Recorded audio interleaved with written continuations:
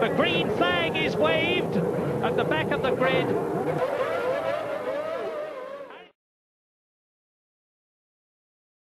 Let's talk about Sebastian Vettel.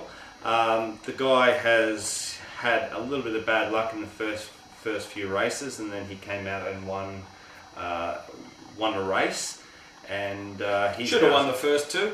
Yeah, and now didn't. He's sitting in P5 in the championship on 45 points, and a lot of people are already touting Sebastian to be the world champion this year, assuming that the Red Bull can continue what it's doing performance-wise. But equally, a lot of people are turning around and saying, "Oh, Red Bull have blown it." You know, they've blown it after the first two races. They're no good. They've blown it. Yeah, whatever. I mean, it's a bloody long season. Let's be honest with you, right? He won in Malaysia. I mean, that was pretty good. And when you look at China, they were starting 1 and 2 on the grid, and the heavens opened. Hell, they opened all right. Yeah. And anyone could have been caught out with that tyre strategy. Unlucky. Well done to Button. I don't think Button would have expected to win that race if things had gone according to plan. Yeah, once again, he did a good strategy. He did a great strategy again. You win some and you lose some, and the knives are out for Red Bull all of a sudden. It's like, settle down, keep your powder dry, guys. Yeah. Shit a brick. Seb Vettel's been extremely impressive, regardless of his mechanical problems. I know that he did go off the circuit in Australia, but he's been very impressive, and he's going to be right there at the end of the championship. Absolutely no doubt about that. Absolutely no doubt about that. All right, Max, Felipe Massa, P6 in the championship, 41 points. The guy has been so far beaten by Alonso, but as I just stated, a race ago, he was ahead of Alonso. Yep. He's holding his own. He's back from his injury.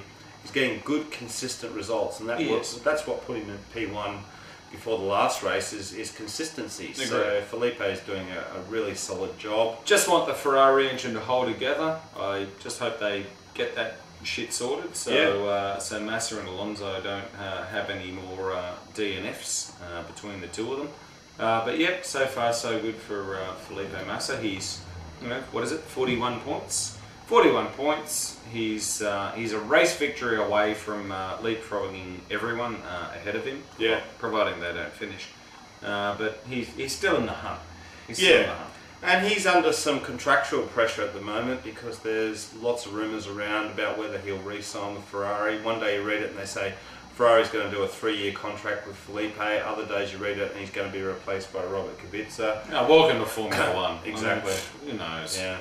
Who knows? Mate, been really impressed with our P7 driver, Robert Kubica. Renault. Yeah. Been really surprised by the Renault's pace, to be brutally honest with you. Punching above his weight. Yeah, bloody oath. Let's not forget that the Red Bull has a Renault engine and is doing extremely well, but that Renault with Robert Kubica, I think he's getting better results than what that car probably deserves.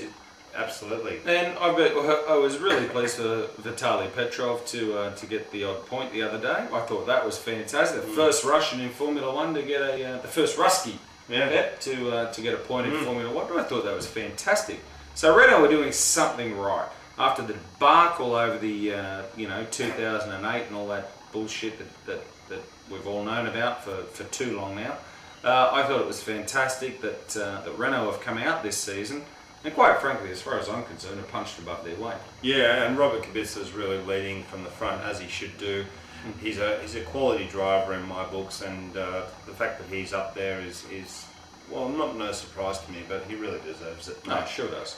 Mark Webber, P8, 28 points. He's had some bad luck. He's had some aggressive driving. He's screwed up a couple of times. He has screwed up. He screwed up the start at Malaysia. Yeah. He redeemed himself by overtaking Vettel in China off the start. It's a situation with Mark, I think, where he is being outclassed by Vettel at this stage, and possibly that will continue, but he's still putting in a solid performance. Come on, Mark. Come on, man. You've got to do something now. You need to claw back some points, big fella. Big time. Yeah, he does. And I mean big time. Because this championship can get away from you extremely quickly, but we come back to Europe now as well, starting off in Spain, and all the cars, all the teams, pretty much are going to have updates for their new cars. bits. Yeah, and racing, you know, a lot of people would conceivably think that, well, the racing really starts now because we're back in Europe. Yeah, exactly. And let's hope that that is the case. But I think you'd agree, mate. The first 4 flyaway races have been interesting. They've had drama, they've had intrigue. Yep. Which is a great start to the 2010 season. But I'm really looking forward to the racing going back to Europe. Adrian Sutil, P9. Wow, 10 points.